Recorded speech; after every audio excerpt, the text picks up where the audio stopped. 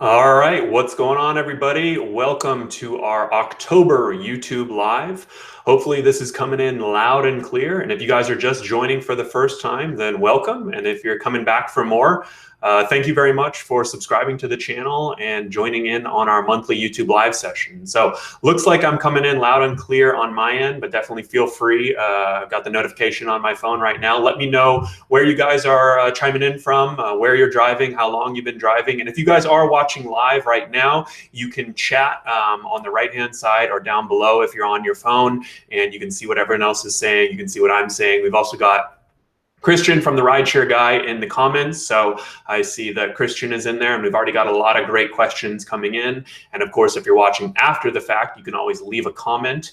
YouTube also allows you now to view the live chat. So if you're watching a day or a week or a year later, you can see exactly what we're talking about. So we do these YouTube Lives every single month, and today we're going to go over some top news stories, some of the latest app updates, the major changes we've seen to the Uber and Lyft apps, and then I'm also going to do a big Q&A for most of the session. You'll be able to ask me anything, so that'll be fun, and definitely save all your questions, start thinking about those questions, and feel free to ask. This is the time, and at the end, of course, like we normally do, we'll do a little giveaway.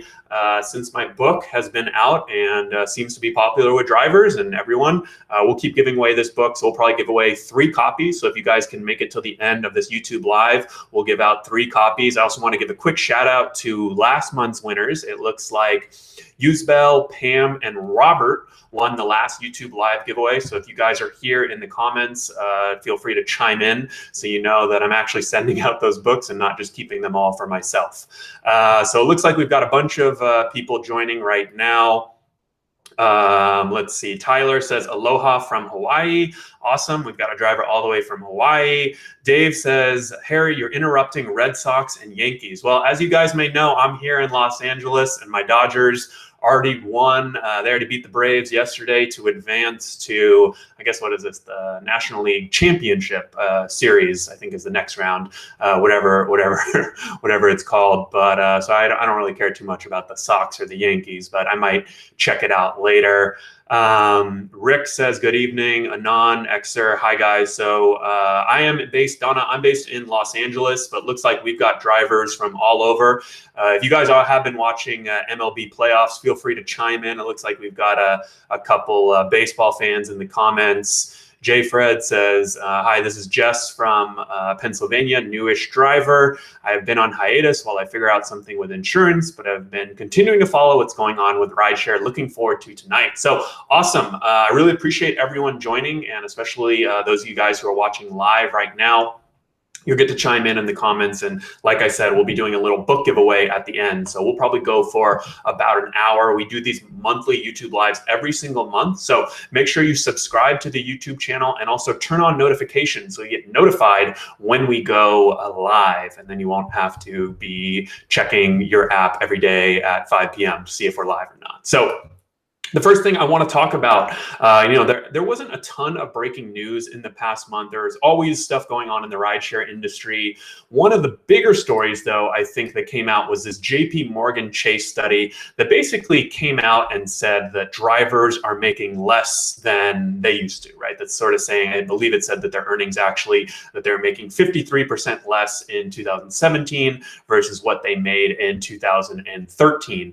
And so basically what the study looked at was average payments to drivers. So during that, I guess, 5-year period, it said that the average payment went from $1,469, so $1,469 a month, to $783 a month. And I mean, I think that, that probably is a theme that anyone who's been driving for 4 or 5 years can tell you, that they feel like they're making a lot less. But I think what was unique about this study is that they looked at that average monthly payment, and Uber's response to this study, they said, well, that's because there's more part-time people doing it now than there used to be, which I think makes sense on the surface. But I also think there's definitely an element of, there's 2 things at play here. I think drivers are making less than they used to. In the past 3 years, though, Uber hasn't cut rates. And I think when you look at our survey data, that sort of shows that the hourly rates that drivers are reporting earning about $16 to $17 per hour before expenses. Now, that's an average, right? So some drivers are making more, some are making less. Hopefully, if you're watching this YouTube channel, though, and employing a lot of the tactics we talk about, you're going to be above average. And I think you definitely will be.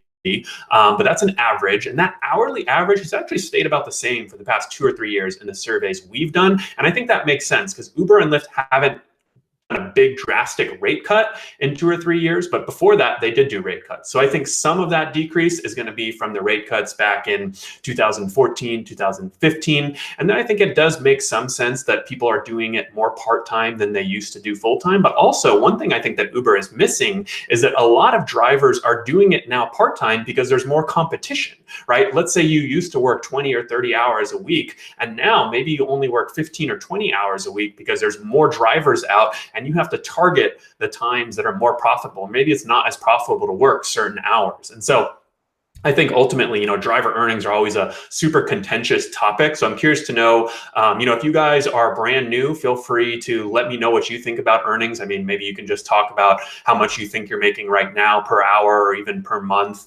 And if you guys have been driving for 2, 3, 4, or even 5 years, I'd be curious to know if, your findings line up. Are you making 50% less? I'm dubious of that, but I do think that in general, drivers who have been on for 4 or 5 years are most definitely making less. But at the same time, in the past 2 or 3 years, I think it's sort of stayed status quo, stayed the same. So we'll see. Miss Silverhammer said, or M Silverhammer says, my rate in 2014 was $1.30 per mile. In 2018, my rate is 73 cents per mile. How can anyone be making more now? And so I definitely agree with you. I don't think anyone is saying drivers are making more now than they ever have, because when you look at that per mile rate, it has gone down compared to 4 and 5 years ago. But in the last 3 years, in most cities, Uber and Lyft have kept rates about the same. They've made some small changes, but there hasn't been anything drastic in the past 2 to 3 years. So Chad says Lyft in Salt Lake City has plummeted since 2017.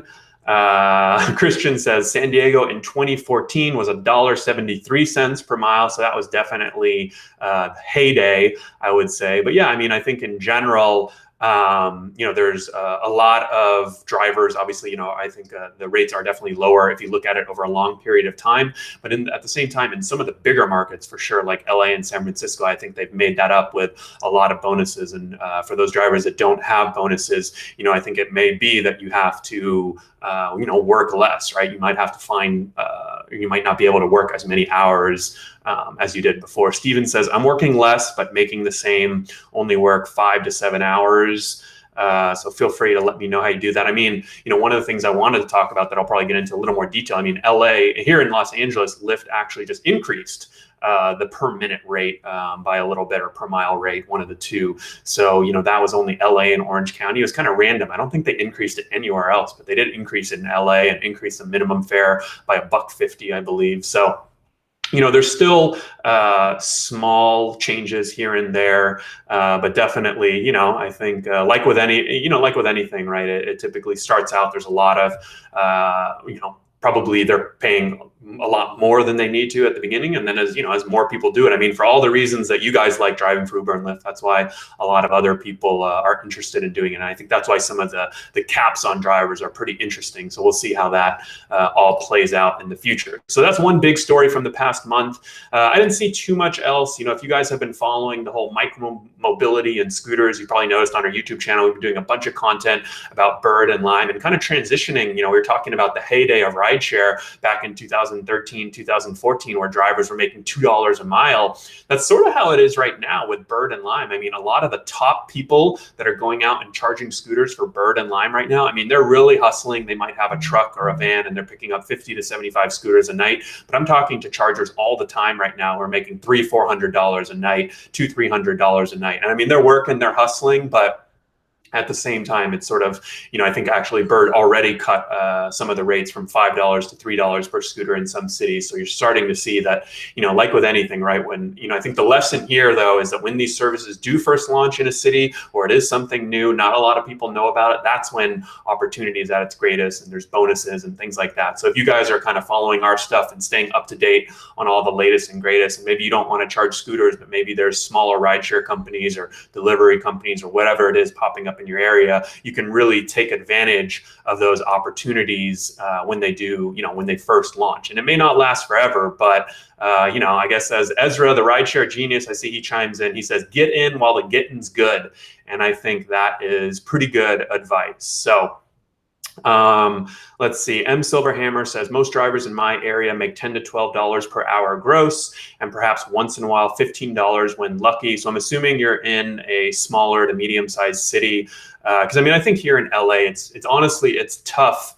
If you're going out there, I would say it's tough not to make $15 an hour before expenses. Obviously there's expenses, but I would say, that's one of the nice things about being in a bigger city like LA, is that there is a ton of opportunity. And I think if you're really strategic, you might not be able to earn 2, 3, 4 times as much, but you can definitely go out there and basically do anything as long as you're driving during a somewhat busy time, make $15 an hour. And then when you start really thinking about where you're doing, what type of rides you're taking, what services you're doing, and a lot of the tactics we talk about, you should be able to get a lot closer to $20 to $25 an hour, start taking advantage of those bonuses. And, not every driver has access to those bonuses and has access to, that high level of earnings. But I think that it's not that there's not a lot that you have to do to be able to out earn the average drivers in your city. And that's really everything that we talk about let's see.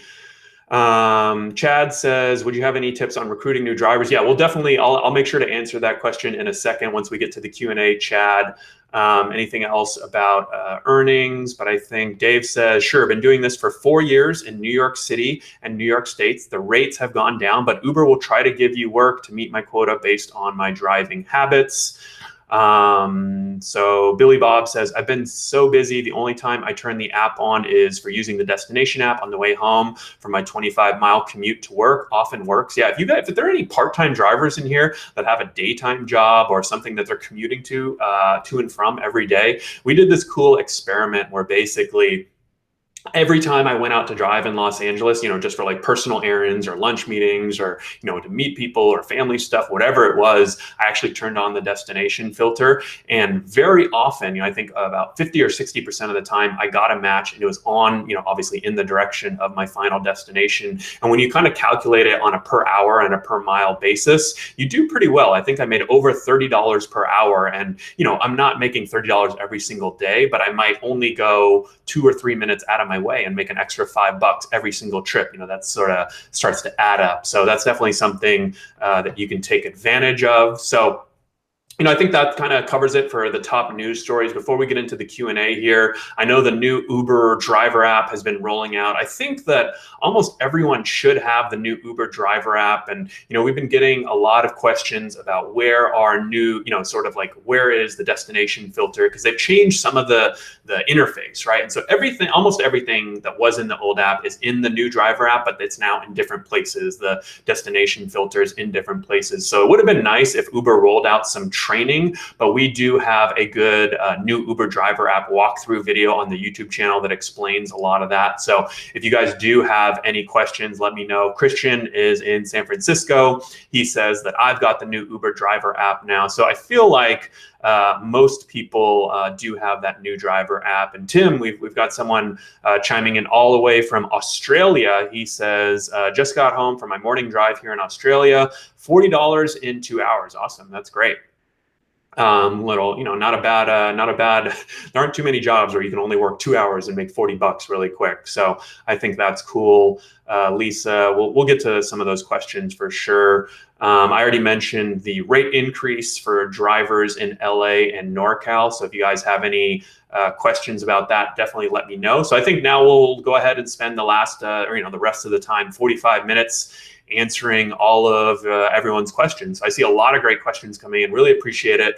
Definitely make sure you stay tuned to the end to win a copy of this book. And before I get into the Q&As, I do want to mention a new company that's sponsoring the channel. They're called Rideshare Night. I mentioned them before, and we've had a bunch of our viewers actually start using them and having pretty positive feedback. They're actually one of the first companies to offer rideshare drivers extended warranties and service contracts for your vehicle. So you guys may know that most regular extended warranties or manufacturer warranties, they won't cover you if you're doing commercial use, like driving for Uber and Lyft. And to be honest, even if they did, you'll go above those mileage limits pretty quick, especially if you're a full-time driver putting 1,000 miles a week on your car. So if you want a warranty, they'll actually cover that $3,000 to $5,000 blown transmission or something that could really put you off, put you out of commission, right? Rideshare Night, they offer 0% financing, monthly payments for their vehicle service contracts. They've really done a good job of kind of catering this product to rideshare drivers. It's available to most drivers depending on your vehicle, even if you have high mileage, and it's not based on credit.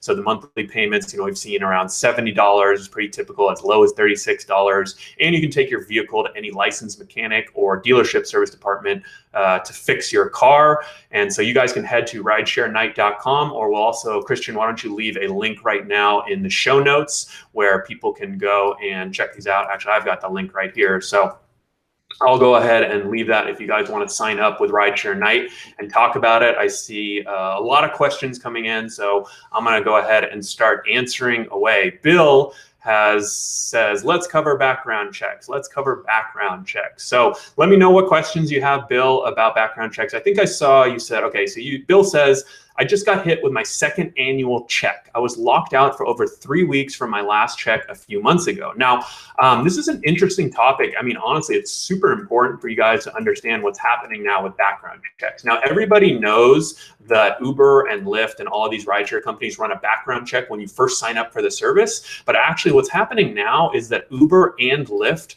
are committing to annual background checks. So if you've been driving for more than a year, it's now Uber's policy that they run an updated background check. So I'm going to leave a link to an article we wrote about this issue. But basically what's happening is, for some drivers, I mean, Jay, one of our contributors here on YouTube, he's got over 20,000 rides. He's made hundreds of thousands of dollars for these companies. And he actually got locked out for 6 weeks of Uber because of basically a clerical error, which I think is crazy. And what's happening is, obviously for some drivers, they're getting this annual updated background check and it's going just fine, and they're getting approved and nothing happens. But for some drivers, they're actually getting errors are popping up, issues with their driver's license. And Uber doesn't always it's happening way more on Uber than Lyft, but Uber doesn't always communicate this to drivers. And so some drivers are getting locked out. They're not knowing who to contact. You email Uber support, they have no idea what's going on. So this is kind of a big issue, and it sounds like Bill says specifically, let's see, what does he say? Just got hit with my second annual check, was locked out for over 3 weeks from my last check a few months ago. And I mean, yeah, unfortunately, drivers are sort of getting locked out. So first, what I would say is it's kind of a no-brainer. You should have Lyft as a backup, or if you're only or primarily doing Lyft, you should have Uber as a backup. That's a no-brainer right from the start. So if you do run into this issue, you'll have some way to make money, or delivery service or bird charging or something that you can do there. And then from there, I think the best way I've found to resolve these background check issues is immediately go into the Uber green light centers, right? So this is a pretty complex issue, and so emailing into Uber is not going to get you too far. And I think you really have to be proactive about this and kind of push it with them. Call Checker. We've got an article that has a lot of details. Looks like both of us just shared it, so you can take a look at that, and hopefully that answers your question. SD Ute fan says, Jay Crater is my Uber idol. That guy rocks. Awesome. So Jay getting some love. Jay Fred, welcome. You haven't missed anything. We're just getting started with the questions, so definitely let me know what questions you guys have. I see a good one here about vehicles. M. Silverhammer says, I'm considering the purchase of a 7-passenger vehicle for XL. I was also considering leasing through Uber or another source. Would you elaborate on leasing options for rideshare? So the important thing to note is that I haven't found too many rental or leasing services that will actually allow you to do an Uber XL vehicle. Probably the only one I can think of is going to be Hire Car, right? Because they connect basically, any, like regular people like you or I, and then they put their cars on the platform, and then you can rent from them basically directly. I mean, through the Hire Car platform, but that's sort of how that works. I'll leave a link right now. If you guys are looking at renting or leasing a vehicle, we've got a marketplace with all the different options, comparing and reviewing all the different services. Craigslist says XL is a tough market, be careful. So definitely a good point. I mean, I think that a lot of people, it's natural, right? If you're an UberX or Lyft driver, you look to Uber Select, you look to Uber XL, or maybe even Uber Black, and you see these increased rates. Oh, I can make more money by doing Uber XL or Uber Select. Unfortunately, it's not that easy, right? Uber Select, you need sort of a mid-level luxury car like a Lexus or a BMW, so you have to invest more in your car. And then Uber XL, obviously you need a bigger car like a minivan or something. I believe you need to be able to seat 6 people for Uber XL. So that's the thing to keep in mind. And really the biggest thing, though, that we see is it's just not as busy. And we've got a great interview, actually, that we did with an Uber XL driver. I'm going to find it here, and I'll share a link in the show notes that you guys can check it out. But basically, this is an Uber XL driver. We talked to him, and he's in San Francisco. And basically, what he said, I've never personally driven for Uber XL, but kind of what he said is that it can be profitable if you're flexible. I mean, there's going to be periods where it's not as busy, and you kind of have to understand, hey, when are these Uber XL passengers going to be out and about? Do you live in a tourist town where someone might be heading to the airport with lots of luggage, or big families, big groups are going out, or Friday, Saturday nights when a bunch of, you have groups of 4 and 5 and 6 people. So I think that's kind of the key things to keep in mind. I'll leave a link, or I left a link to the podcast we did with John O'Connell, who's a great, super knowledgeable XL driver. And I think that you can definitely learn a little bit there from him. Craigslist says mileage will kill you. Oh, that's another good point, right? With the minivan or something like that, your mileage is obviously not nearly going to be as good. I mean, frankly, I think that it's tough. I don't know that I would do full-time Uber XL, but I think definitely if you're someone, you got a bunch of kids, or you already need a minivan for other purposes, and then you can do a little Uber XL with it, I think that's kind of the ideal situation for Uber XL. So hopefully that is helpful. Robert says it's disturbing. Sorry.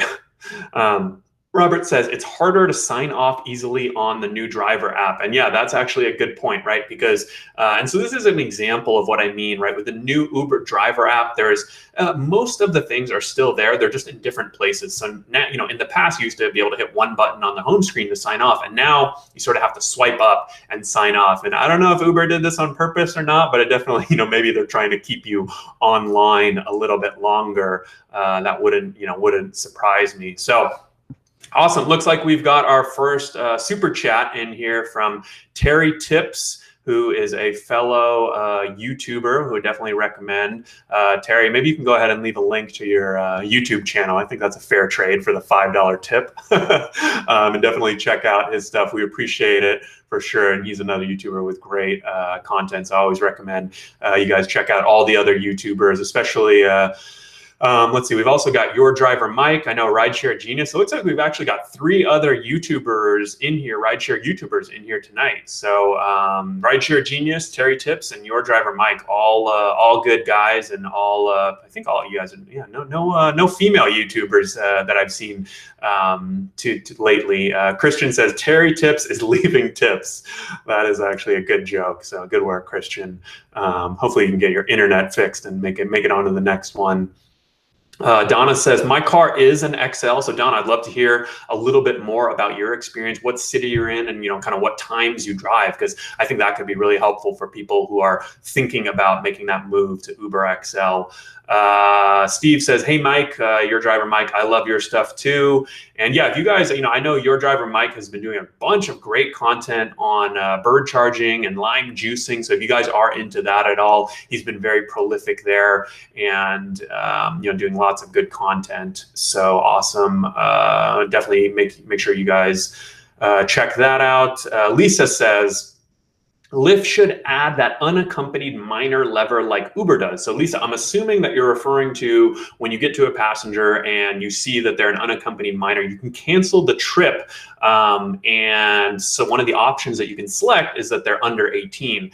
And yeah, I believe that obviously I know Uber has that option, and I haven't checked or thought about it on Lyft, but I'll take your word for it. And it sounds like, Lyft does not actually offer that option. So one good way that I found to get around that, before Uber used to have this option, is I would just, so let's say you get a minor, or you get a situation, I mean, it works for minors, but it really works for anyone. So one of my tips here is that if you just wait, so like with Lyft, if they don't have that option, just wait the 5 minutes out, because then you can cancel the ride and charge the passenger the cancellation fee, right? If you only wait 2 or 3 or 4 minutes, Uber and Lyft will allow you to cancel the ride. Even, I believe on Uber, you can even cancel the ride after, let's say, 2 minutes. And, sometimes, and they, obviously they won't pay you unless you wait that full 5 minutes. So sometimes it's sort of just best to wait that full 5 minutes if you get into like a little sticky situation and you're not sure that you're going to get the cancellation fee, because then you're sort of supposed to be getting it from two angles, right? You could report that they're a minor with Lyft after the fact. Maybe they'll credit you, maybe they won't. Or you can just wait that full 5 minutes on Lyft if they don't have that option and cancel the trip that way, and you'll still get paid for it. So at least it's not a complete wasted trip that way. So hopefully that makes sense.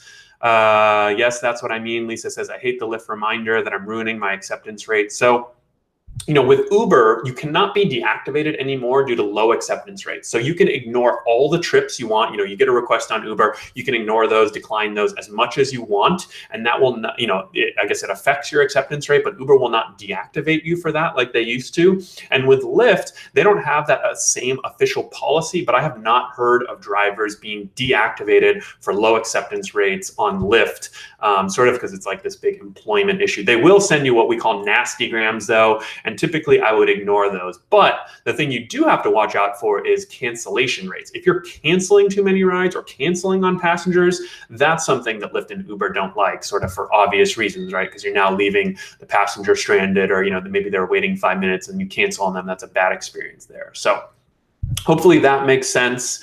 Let's see what other Newman says, when you cancel, it affects your acceptance rate. So I don't believe that's true. Your acceptance rate and your cancellation rate are different, right? The number of trips that you get from Uber, for example, let's say you get 10 trips sent to you and you accept 8 of them and ignore the other 2, then your acceptance rate would be 80%. If let's say you accept 8 and then cancel 1, then your cancellation rate is still, I believe it's that. All right, now I'm confusing myself, but I think the acceptance rate and cancellation rate is different there. So hopefully, I think we have a video on that. Maybe I'll just leave a link in the show notes to that. To end of the day, so not making sense right now.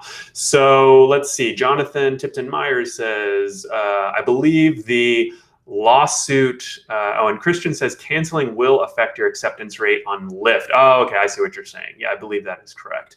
We've got a good video. I know we researched all of that and explained it well.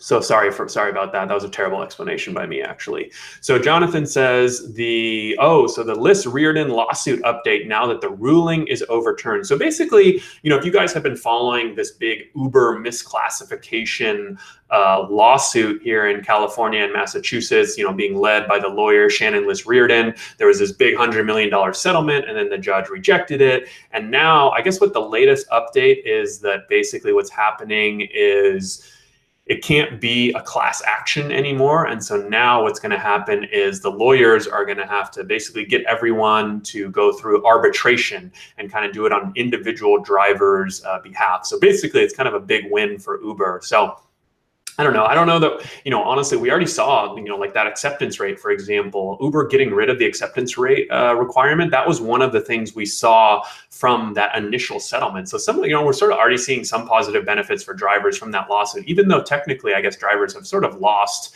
and now have to go through arbitration. But I mean, you guys have probably noticed that even if you're on Uber Quest, they used to count acceptance rate for Uber Quest and you had to stay above 90% or 80%. And now they don't even count it for that. So that's something to keep in mind.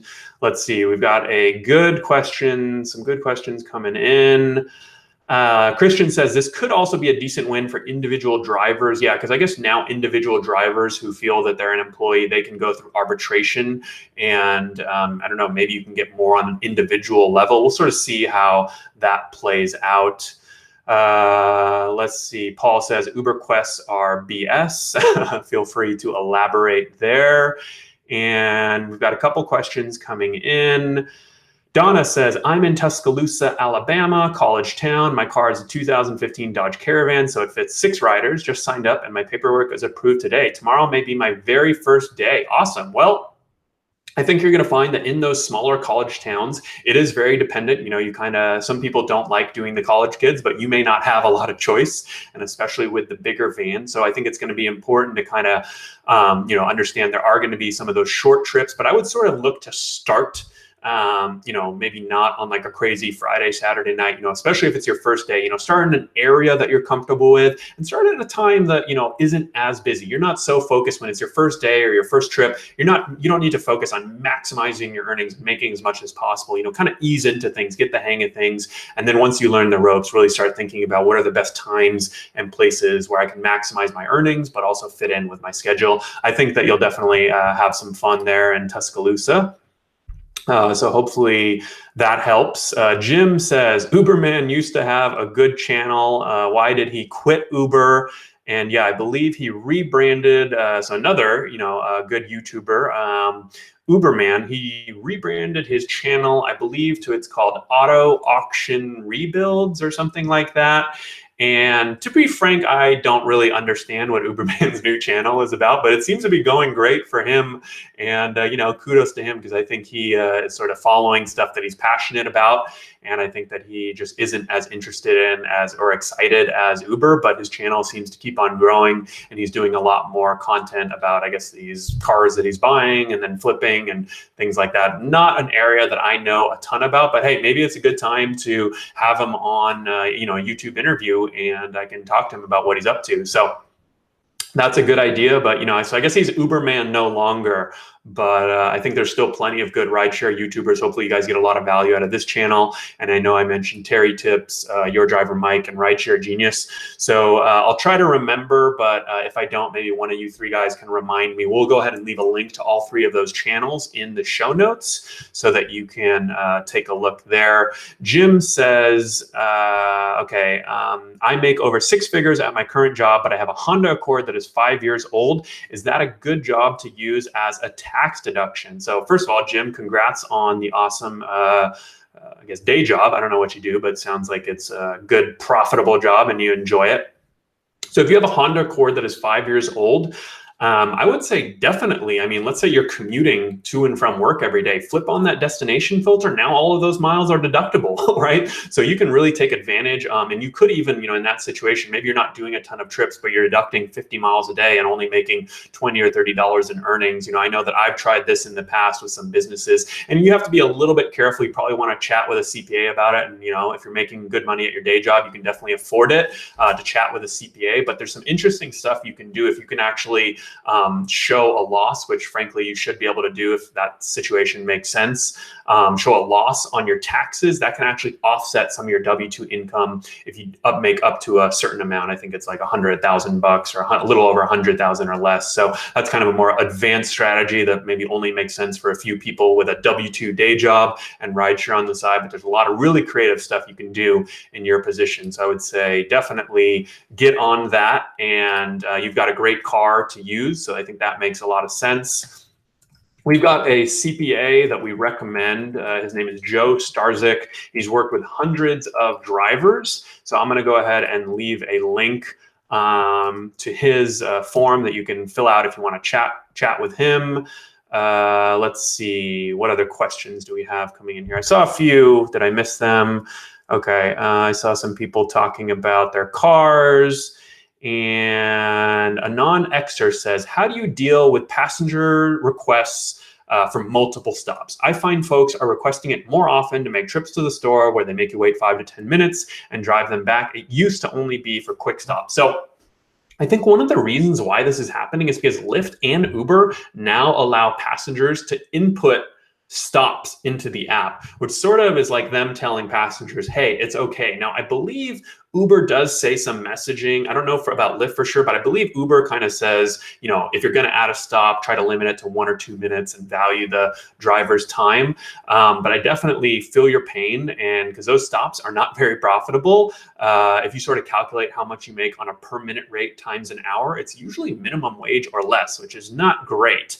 And so let's see what advice we have coming in from our fans. Robert says, never wait more than 2 minutes on a stop. Never! Exclamation point. So I'll give you my thoughts in a second. A non-Xer. Okay, so Lisa says, I say 3 minutes, then I mark the ride completed, and they can request the ride back on their timeline. So I think that you guys sort of, you probably have watched some of our videos on this topic, but that's pretty much the right strategy. 5 to 10 minutes, that's actually going to cost you money as a driver. You're not going to want to sit there and wait for 5 to 10 minutes, but the way that you tell your passenger this information is important, right? If they're going to go and make a stop and they're saying, hey, I'll be about 5 minutes, and you say, absolutely not. You need to get your ass back here in 2 minutes or I'm gone. They're probably going to leave you a low rating, probably not going to leave you a tip. So typically in this situation, and the other thing to consider is how busy it is and how slow it is. I'm more lenient when it's slow, but when it's really busy, when it's slamming or surging or prime time, you really have to be strict and say, hey, I would love to sit here, I would love to wait for you, but unfortunately, the waiting rate on Lyft and Uber is very low, and I actually make less than minimum wage while I'm waiting. So if it's only going to be 1 or 2 minutes, I can definitely wait for you, but if it's going to be longer, do you mind if I end the trip and then you can just re-request when you're ready to go? And when you put it that way, like some passengers will still say, whatever, I want you to wait. But most passengers, I think, are decent people. And they're going to, once you explain it to them, I think they'll understand, why. And they'll say, okay, that's fine. And you can kind of go about your business that way. But I do think you want to avoid that. If a passenger says, hey, I'll give you a big tip or something like that, you should know by now that's a sign that you're not going to get a big tip whenever passengers offer it. So kind of dovetailing on that, I usually, I'll ask them actually, you can carry like a Square reader or a Venmo or something like that. You can always ask them for a tip up front or in cash or something like that. But that's I think that those stops are definitely something you're going to want to avoid. Robert says, take the 1-star, move on and make money. So I definitely agree with the general sentiment, Robert. But I mean, I think that, I guess so if you have, so one of the nice things is if you have a high rating, 4.8, 4.9, you can afford to take a 1-star here and there, right? You can afford to kick out an unruly passenger. You can afford to, in this type of situation, if someone wants you to wait 20 minutes, say, all right, later, dude, I'm out of here, right? And take the low rating. And it's not going to have a big effect on your rating. So that's one of the reasons why, I guess I would say I like to maintain a high rating, is so that I can kind of use it up, right? And take advantage of, or sort of, when those situations arise, I don't have to be scared of getting a low rating. But at the same time, if there's a super simple strategy or something you can just tell your passenger to diffuse a situation, like I just explained, I don't know why you wouldn't at least try that. And then you can kind of revert to your situation. Hodler, all right, so I was wondering if any of you were going to tell me this. Hodler 1957 says, Harry, are you kidding me? In NYC, they leave the bag in the car to keep you. So the first time a passenger ever made a stop and this exact situation happened to me, that's what they did. They left their bag in my car, and I was like, oh shit, I don't want to, take off now because their bag's in the car. And so I definitely, I always check now if I'm gonna, if I go through my whole speech and tell them I can only wait 2 minutes, I do ask them, hey, do you mind just for, liability reasons, taking your bag? I'm not supposed to watch passengers, stuff, just in case they report, they come back and say I stole something or something like that. So that's sort of how I get away with it, right? So you can kind of see the theme here is like diffusing the situation instead of just saying it outright. Like, why not try and diffuse the situation? I think that's, the best way to do it. Christian says, What does Christian say? Especially good to burn ratings and acceptance rates, etc., on Friday, Saturday night, or when it's surging. Yeah, so that's sort of why I said that when it's busy, that's when you kind of want to bust out these tactics and be more firm. When it's slow, like Tuesday night at 11 p.m., and you might not even get a ride for another 5-10 minutes, whatever. Wait, go to the bathroom, stretch. Take advantage of the downtime. Whatever it might be. So I think that is what you can do.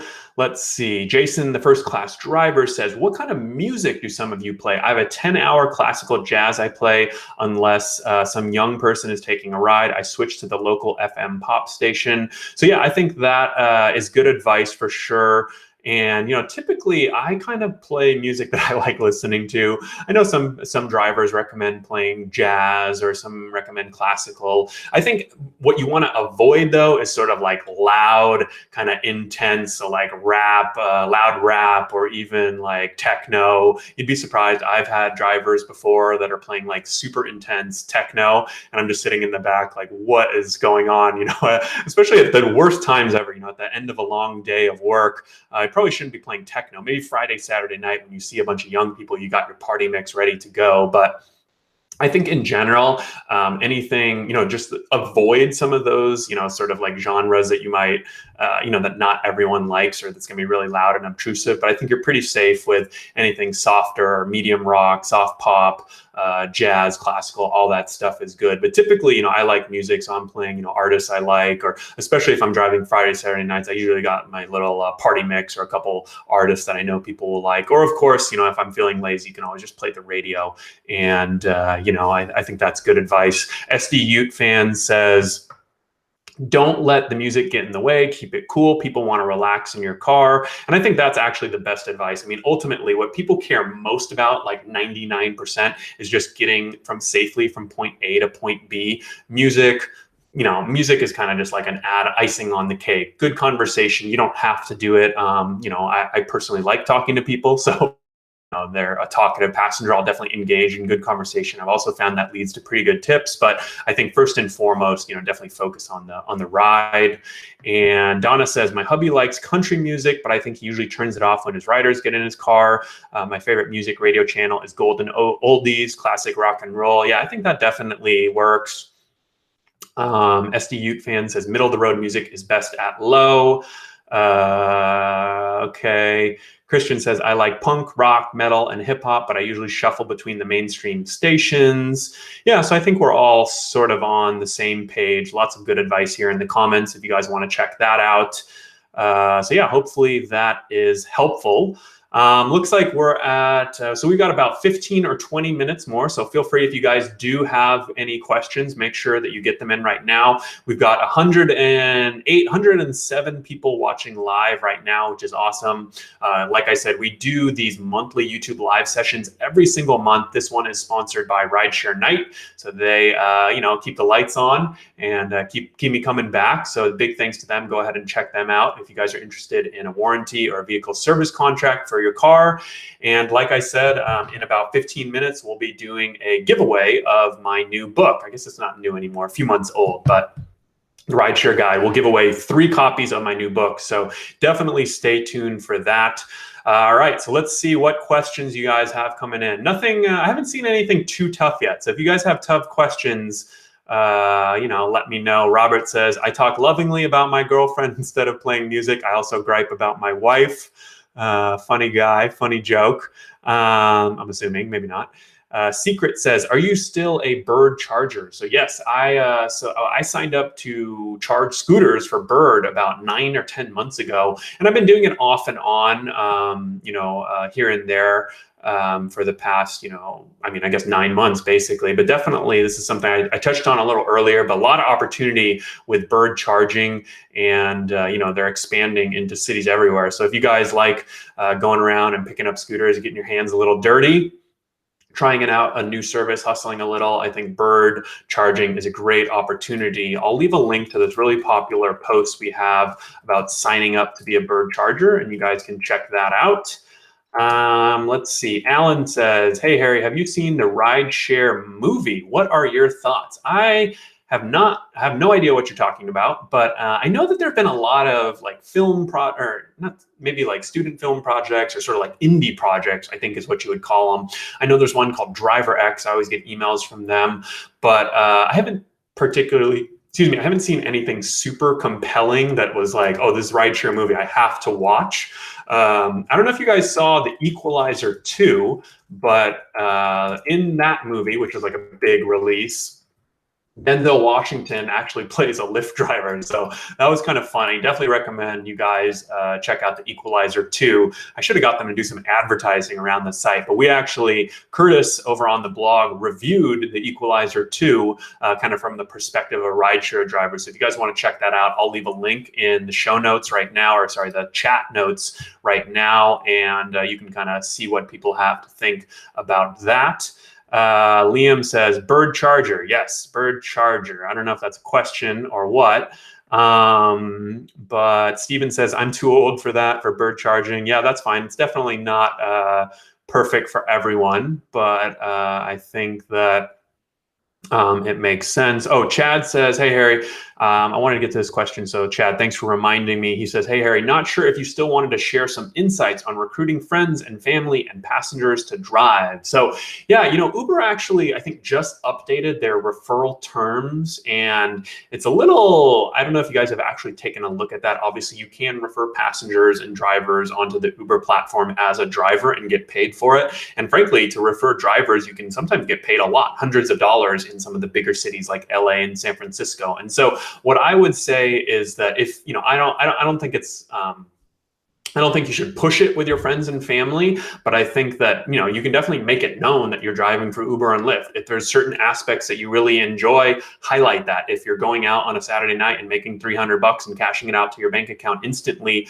highlight that, because I think that's an opportunity, for people to learn about Uber and Lyft. And, maybe they ask you questions, you provide value to them, and you let them know, hey, if you do end up wanting to sign up, I'm happy to be there for you, coach you along the process. Really think about all the challenges and the pain points that you first had when you were signing up with Uber and Lyft, and how can you help someone else solve those? And I think that, it can definitely be worthwhile to refer drivers. I mean, I think that Uber has, if you go and post something on your Facebook, like, hey, sign up with my new Uber driver link, you're probably not going to get anywhere there. But if you think about it, take it to that next, most people are lazy and that's all they'll do. But think about, not everyone knows that you can go out and make, let's say, $100 in a night of driving and cash that out to your bank account instantly. I think just having that ability is super cool. I can't think of another job in the entire world where you can go out and make 20, 40, or even $100 or more and cash that out to your bank account instantly with Uber's Instant Pay or Lyft's Instant Pay service. So, thinking about that really unique stuff to highlight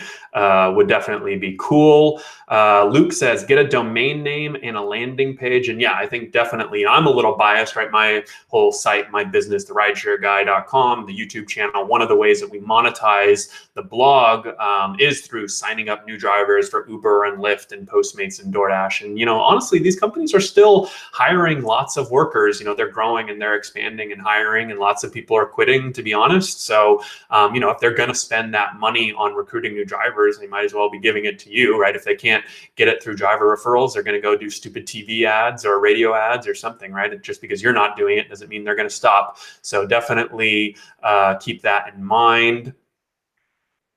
Let's see. Oh, Cargo Box. I definitely want to talk about Cargo Box. Cyberia Visitor says, I thought getting a domain name and a landing page was verboten. I don't know what verboten means, but I'm assuming you mean so Uber sent out these new referral terms that basically said, like, you can't have a website to refer people, you can't do this, basically you can't do anything, and it's like a list of 50 things that you can't do, and I think I'm personally doing all of them. So I don't know, sometimes these companies send out really strict guidelines, but honestly, I think if you're pretty under the radar, pretty small time, they're not really going to care. The stuff they don't like is when you're bidding for, when you're doing paid ads. But anything organic, like if you're going out and creating content about what it's like to be a driver and then referring new drivers, I've never heard of people really running into real problems there.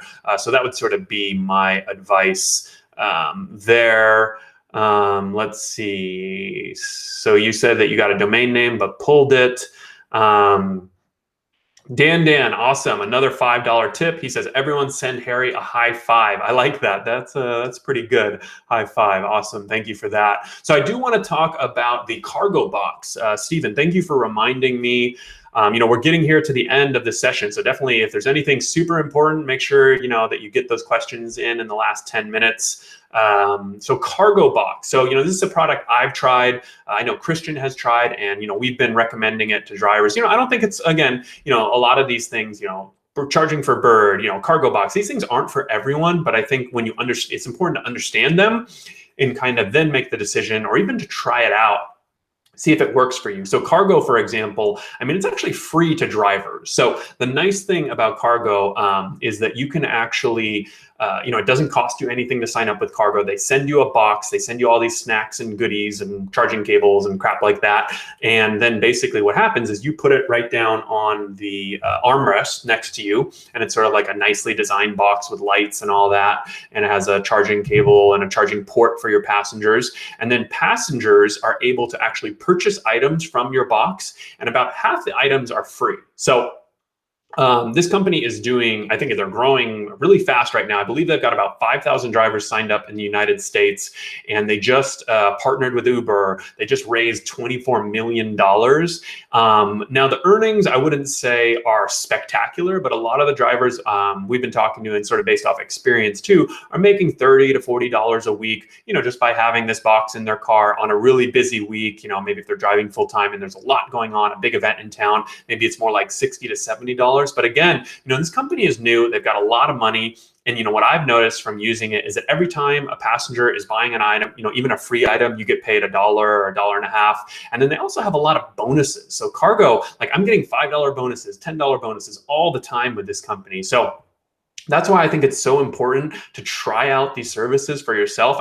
Go and do your due diligence, ask people like me how they work. But ultimately, if it's something that even remotely interests you, so like if making more money by having a box in your car even remotely interests you, I think that you should give cargo a try, because it definitely can make for some nice ancillary income. It's not going to make you rich or anything. I'll go ahead. We've got an affiliate link for cargo that I'll leave in the chat right now. If you guys do want to sign up for cargo, you can go ahead and use our link if you want. If not, don't.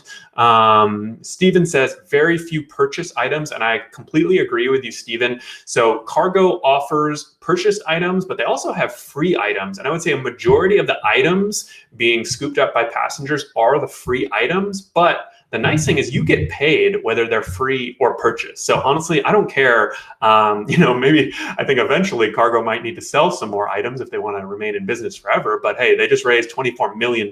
So when you're a driver and you see something like that, I see dollar signs. That's a lot of opportunity for me as a driver, and bonuses and referring other, I think you can even get $20 for referring another driver to cargo. So definitely a lot of opportunity there. Your driver, Mike, I know he's been doing that a lot. He says, I think he says $100 a month on average. Top 10% of drivers earn $300 a month. So definitely agree. I think that sounds about right. What did I say? So that's about $30, $40 a week, $25 a week at a minimum. And then the top drivers are maybe more in that like 60 to 70, maybe $60 to $80 a week range. So that sort of gives you some perspective, right? It might only be 5 to 10% of your earnings, but hey, if you don't mind having this little box and passing out goodies and it's a conversation starter and all that, hey, extra money is extra money. So definitely, you can take advantage of that. Robert said, Harry's a lot nicer than me. Well, I think that's a compliment. So thank you, Robert. So it looks like we've got a bird question in here. Secret says, after you release your charged birds, how long should you wait until you can start to pick up more? You can pick up birds at any, so the cool thing about charging for Bird is that they release most of the birds, and you can, as a charger, you can go out and pick them up after 9 or 10 p.m. So if you're rideshare driving at the end of your night, you can go out and pick up a bunch of birds and, take them home and charge them. And you do have to drop them off early in the morning the next day. But if that fits with your schedule, it's pretty nice. The nice thing though is, let's say in the morning, you drop them off at 5 or 6 or 7 a.m., you can actually go out and start hunting birds right then and there. Now, there won't be as many on the map, but there's also a lot less chargers looking at that time. So it's sort of like basic supply and demand. You can definitely still take advantage of that. Alan says, can I only do cargo while working for Uber? So that's a cool thing. You can do cargo, even though they have this official partnership with Uber, you can still use it while you're driving for Lyft. So it's not something that you can only use while you're driving for Uber. Definitely take advantage of that. Christian says, anyone else here having trouble with the Uber driver app right now? And Tony says, yes.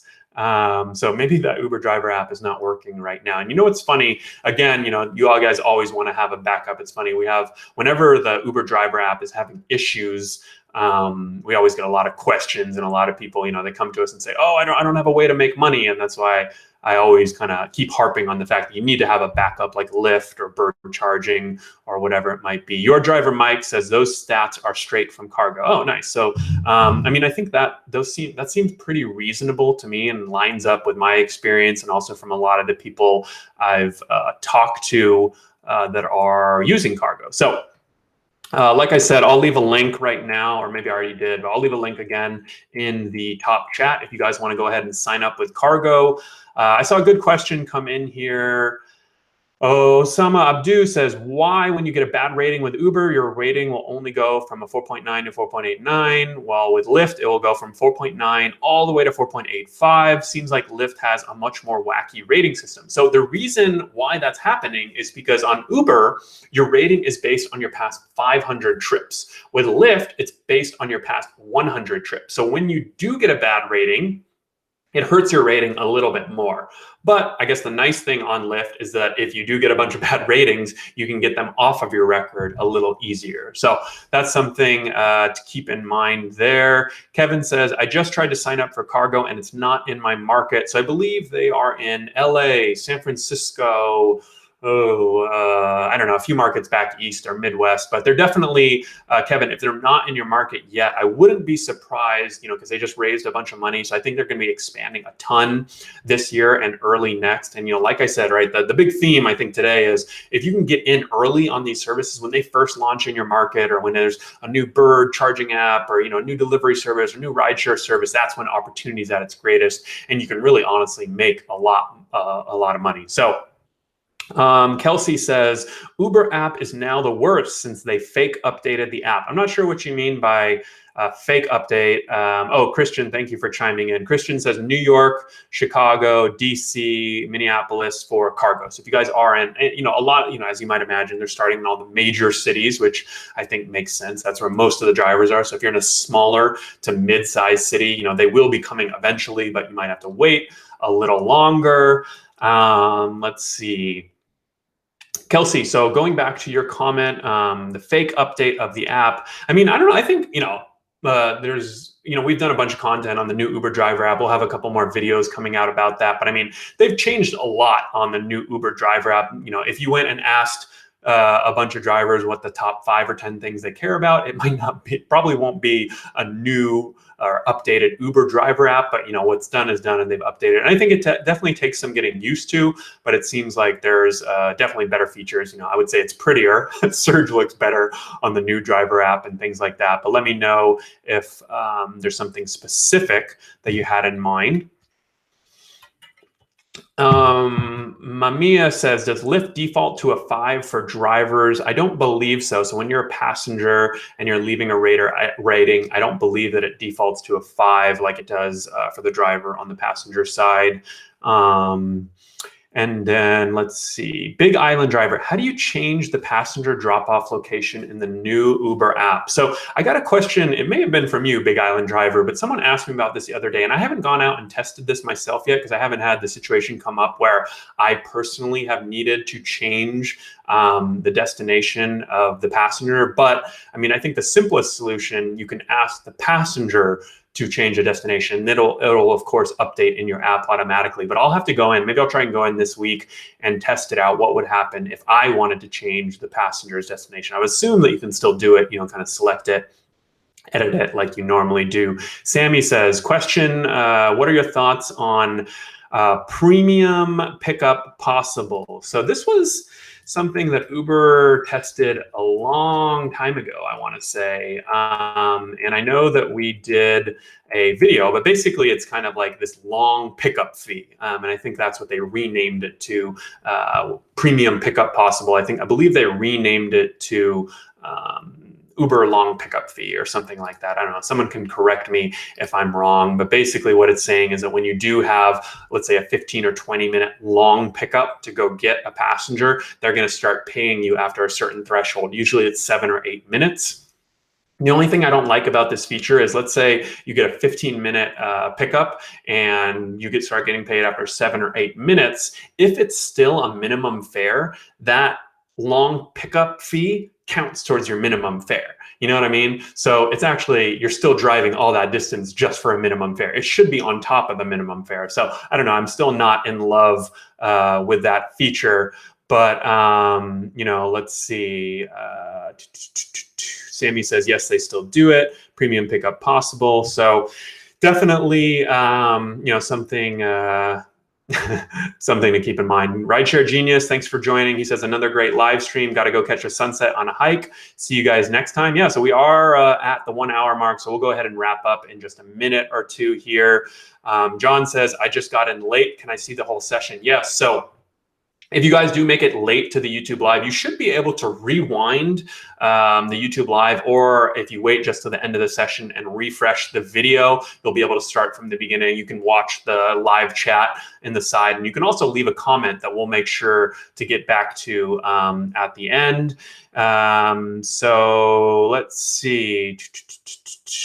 I don't know if there's any questions yet, but I think another successful session. So if you guys want to enter to win, I think last time we gave out 3 books.